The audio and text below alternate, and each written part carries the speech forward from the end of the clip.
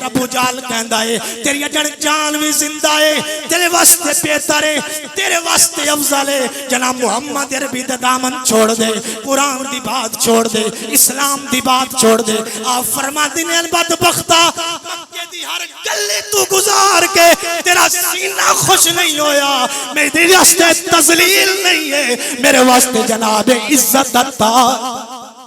حضرت سمیہ رضی اللہ تعالیٰ عنہ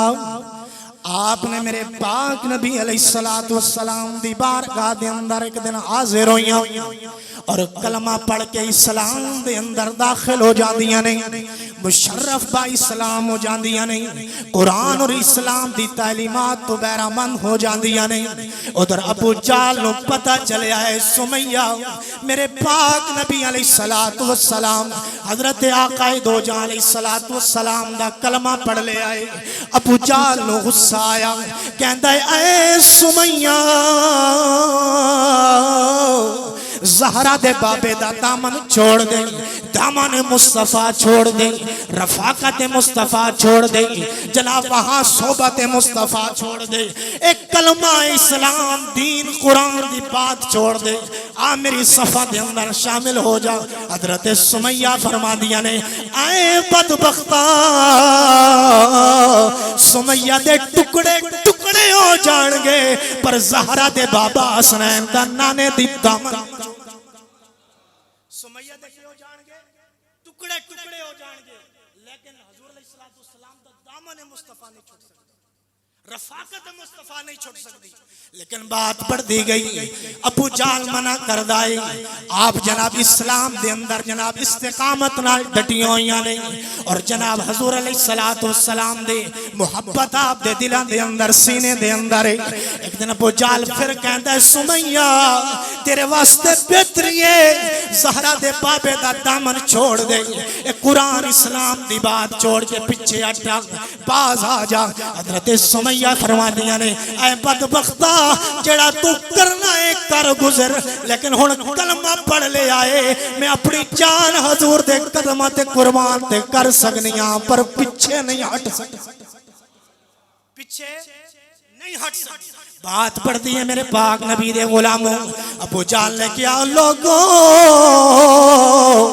خچر تے جناب چھپائے بلائے جان ادھر جناب گھوڑیاں نو لے کر آیا جائے جناب میرے پاک نبی دے غلاموں ابو جان نے جدو آڈر تے حکم دیتا ہے او دے حواری جناب وہاں جناب گھوڑے لے کے پہنچ جاندے نہیں فرماد کہندہ ہے اے لوگوں سمیہ دے جناب پال انہا جناب خچرہ تے گھوڑیاں نال بن کے مکے دیاں گلیاں چ گھسیٹے آ جائے مکے دیاں گلیاں چ گزارے آ جائے اور ہر چشمہ فلک بھی نظارہ ویکھے اور جناب لوگ بھی دیکھن جڑے محمد عربی نال کھڑے ہوندے نے جڑے قرآن نال کھڑے ہوندے نے جڑے اسلام نال کھڑے ہوندے نے انہاں نال کیسا جناب ظلم کیتا جاندا ہے انہاں نال کیسا جبر کیتا جاندا ہے میرے پاک نبی دے غلاموں ابو جال نے حکم دیتا اور جناب سمیہ نو نہ گھوڑیاں نال بندھ کے مکے تے جناب ہر گلی تو گزاریا جا رہے آئے جدو چوک تے پہنچیے پھر ابو جال کہندا ہے تیری جڑ جان بھی زندہ ہے تیرے واسطے بہتر ہے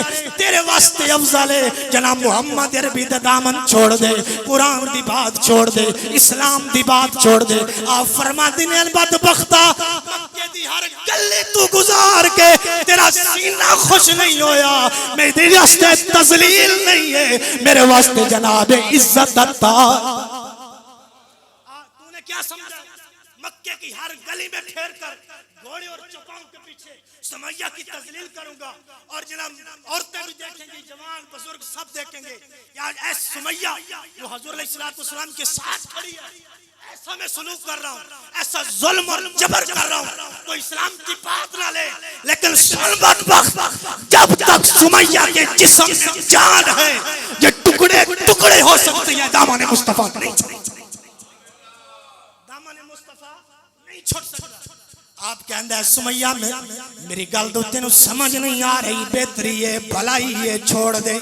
تیری جان چلے جائے گی تو اس دنیا تو ختم ہو جائے گی آپ فرما دیا نے جڑا کرنے کر لے پر جناب قرآن اسلام تو پچھے نہیں ہٹیا جا سکتا میرے پاک نبی دے غلاموں ابو جال بدبخت کہندہ ہے او لوگوں دو اٹھ جناب لے کے آ جاؤ. دو اٹھ بھی جناب پہنچ جاندے نہیں. ہن کرنا کی ہے؟ کہندا ایک سمیہ دے دائیں طرف کھڑا کر دیو, دوسرا سمیہ دی بائیں طرف کھڑا کر دیو. او دے سنگی پوچھ دے نے اے ابو جان ہن کی کرنا ہے؟ کہندا جناب سمیہ دی دائیں لت نو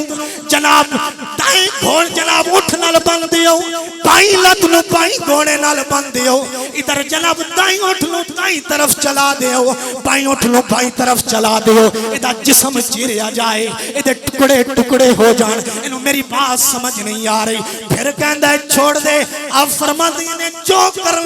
لے میرے پاک نبی دے غلاموں, جمعۃ المبارک دے ببرکت دن دے اندر آن والے ہو. حضرت سمیہ دے جناب انہاں جناب حکم کیتا ہے ابو جہل نے دائیں اٹھ نو دائیں چلا دیتا گیا, بائیں اٹھ نو بائیں چلا دیتا گیا. حضرت سمیہ دے ٹکڑے ٹکڑے حضرت سمیہ دا جسم چیریا جا رہا ہے. لیکن میرے پاک نبی دے غلاموں اتے عاشق بولے آئے. او کہتا ہے جے کر یار دے نام دا ملے تانا جولی پا لئیے تلے سٹیے نا. جے کر یار دے نام دی ملے سولی جھوٹا لائے لئیے پچھا ہٹیے. فرماندے مصطفیٰ حضور علیہ السلام کی عزت نموس واسطے, اس قرآن واسطے بدبختہ تو میرے جسم چیر جو کرنے, لیکن ہر ٹکڑے تو صدائے قرآن دی آواز بھی بلند ہوندی رہے گی, صدائے مصطفیٰ دی آواز.